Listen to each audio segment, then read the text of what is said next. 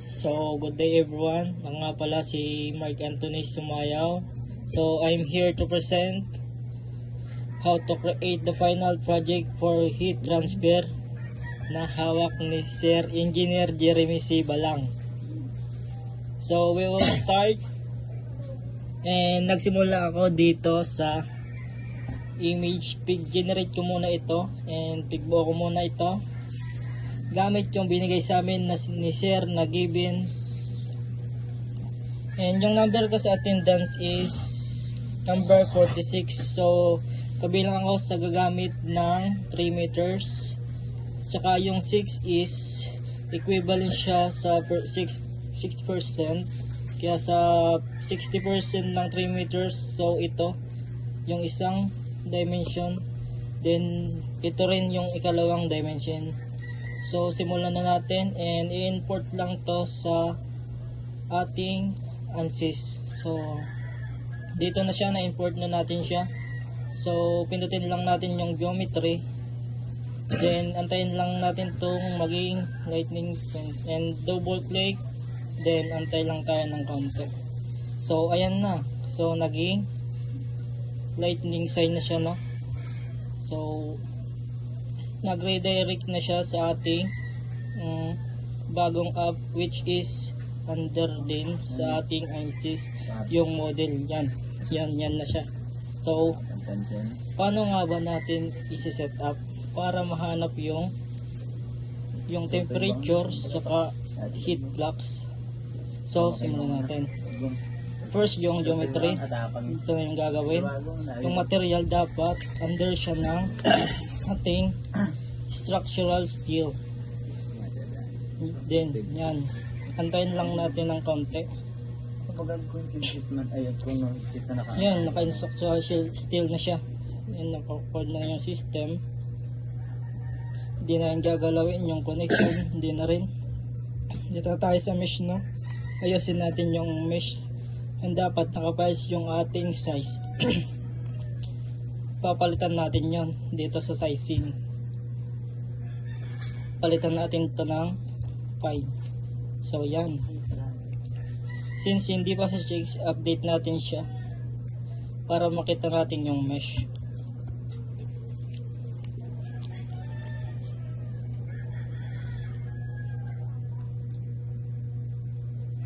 Wait lang tayo ng konti. Then, check natin yan. Okay na. Nakasita yung mesh natin. And then yung next step, punta tayo sa steady state thermal para maglagay tayo ng temperature sa and doon naman sa kabilang side. Next is right click na lang natin to and then insert temperature para dito sa temperature 1. Apply tayo dito ng temperature and pindutin natin yan at magsiselect yan ng kusa and apply natin, palitan natin ng 25 degrees. So since ito yung nasa gilid, so okay na. So kailangan natin mag-apply dito sa kabilang side. Click lang natin yan, right click to.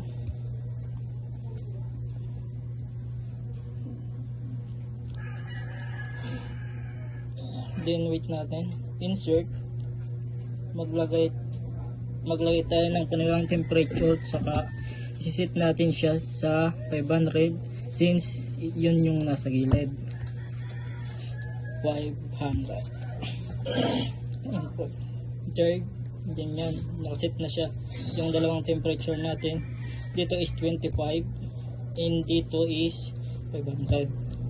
Yan, 25 and then temperature 2 is 500. Hintay lang tayo kasi nag-load siya. Yan, okay na yan.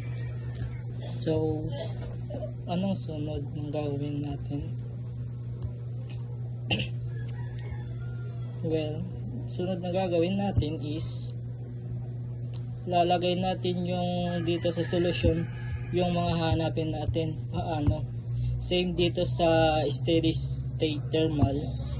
Right click then insert hanapin natin is yung the temperature and undershot dito sa thermal. Also, hanapin din natin yung heat flux, yung total heat flux niya.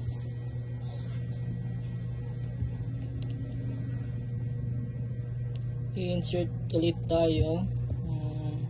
Right click, insert under siya sa thermal and total heat flux, and okay na.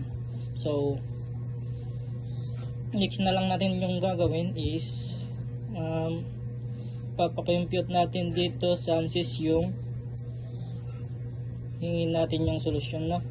So paano para mas okay ipasolve na natin. So yan, antay lang tayo ng kaunti, then right click, then pasolve na natin. So ito, so antayin lang natin ng kaunti itong mga lightning sign na to. Hintayin lang natin ng kaunti, naglo-loading muna. So ayan, nag-check na siya. So proceed na tayo. Pag pinindot natin yan, lalabas na yung temperature nya. Yan, lalabas yung minimal tsaka yung maximize. Oops, nag-error tayo.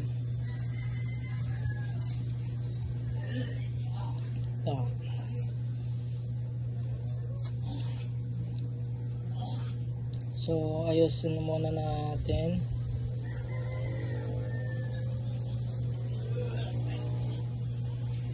Okay, try ulit natin.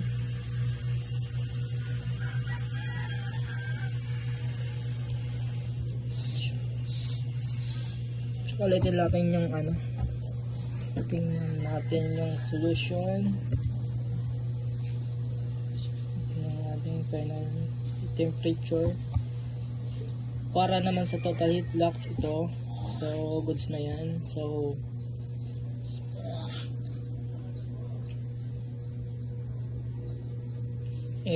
print preview lang natin, no? Para makuha natin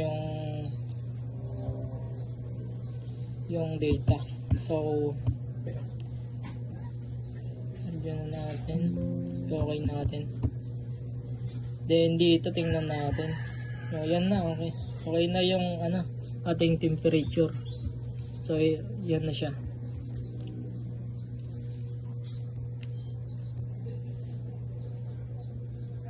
Yan. Yan na siya. Yan na yung ating temperature. Diyan, and then dito sa and isisid ko na rin to, and isisid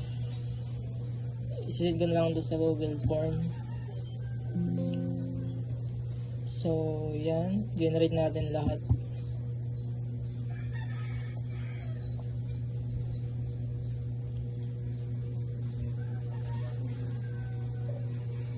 So yun, okay na. Yan na yung final report. Lahat ng data nakalanod dito. Papangalan ko na lang ito dito, and isesend ko na lang. And thank you everyone, and happy new year.